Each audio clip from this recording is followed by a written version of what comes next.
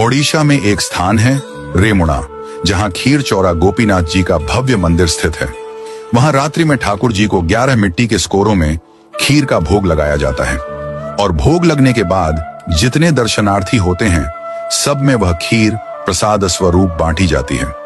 एक दिन की बात है, श्री माधवदास जी वृंदावन के महान संत जगन्नाथपुरी जा रहे थे। रास्ते में रुककर रेमुणा पहुंचे।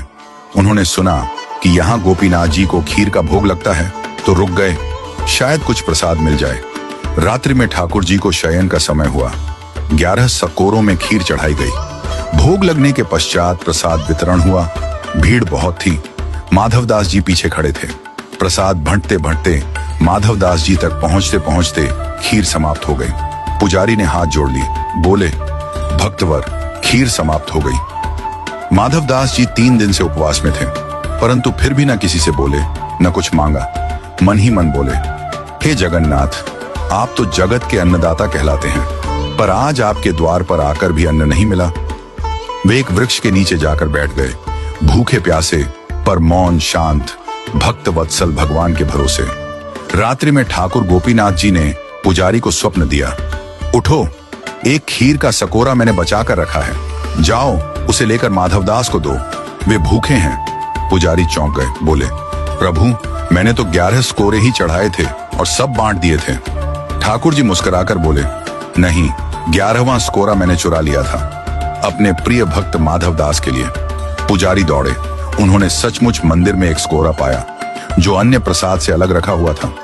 खीर अब भी गर्म थी, सजीव थी, सजीवता का अनुभव हो रहा था। वे दौड़कर वृक्ष के नीचे पहुंचे, जहां माधवदास जी बैठे थे। बोले, भक्तवर, प्रभु का प्रसाद पाओ। माधवदास जी बोले, अब इतनी आधी रात को खीर कहां से आ गई? क्या आप दोबारा बना लाए हैं? पुजारी भाव विह्वल होकर बोले, नहीं प्रभु, गोपीनाथ जी ने आपके लिए स्वयं चुरा ली थी खीर, आप भूखे ना रहें, इसीलिए। यह सुनते ही माधवदास जी प्रेम में झूम उठे। अगली सुबह उन्होंने मंदिर प्रांगण में नृत्य करना प्रारंभ किया।